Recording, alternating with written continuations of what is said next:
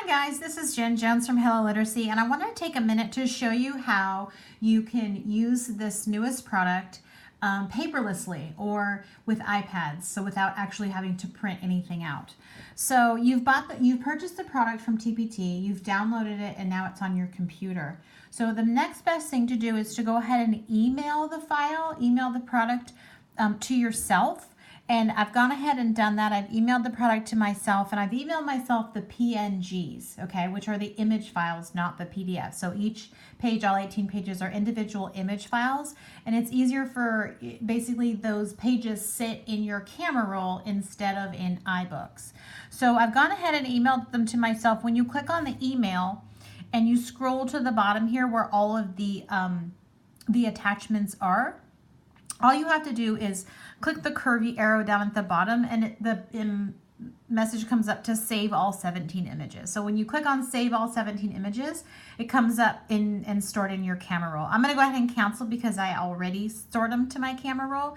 So I'm going to go ahead and return to my home page, and then I'm going to open up PicCollage, which is the app that you can use with the worksheets at the end of the project.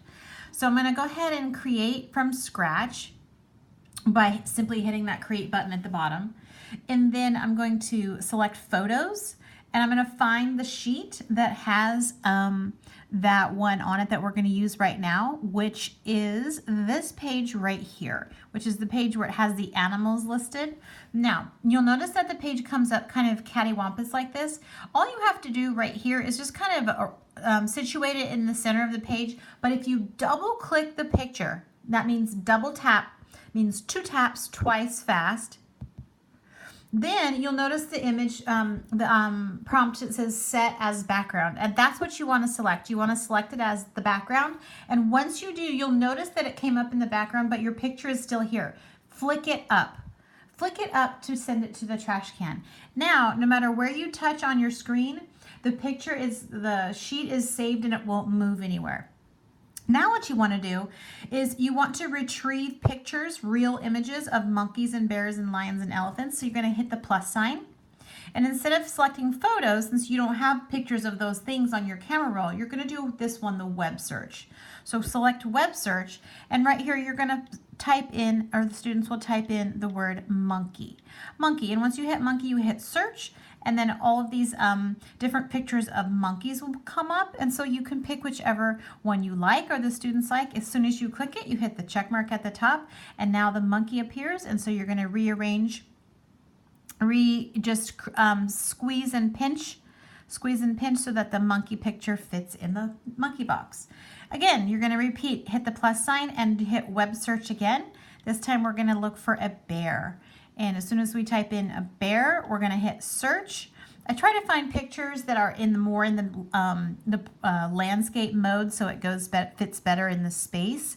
So this one are the polar bears. So I'm going to pinch and squeeze the polar bears into the box. Okay, and we're going to continue and repeat this process for all of the animals there. Lion.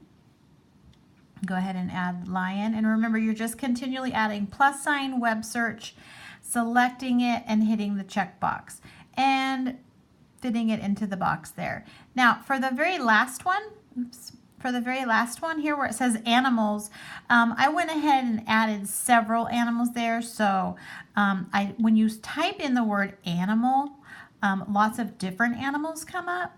So when that is the situation, go ahead and select 3 or 4 that you want to add to that box. So I'm going to select the dog, the kangaroo, and the fox. And when you select all 3 at once, you'll notice there's a little 3 up here in the corner. And when you hit the check mark box, they're all going to appear there for you. So I'm going to resize them all so that they'll all fit in the animal box, which is right down here.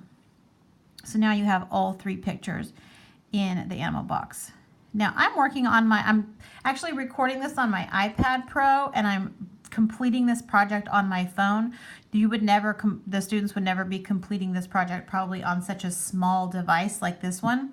But that's simply all you do. I'm gonna stop this part right here because this portion is repetitive, but once the project is done, you can go ahead and click on text here and type in your name This would be to go at the very top, hit the X there, and then you can make it smaller and go ahead and put the name up here and put my name up here in the box where it says name.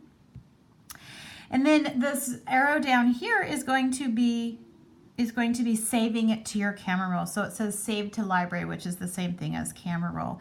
So now the project is saved, and students can then at this point, the students can then, if they have a Seesaw account, they can then save it in their Seesaw account, which would have their own folders for their digital portfolio.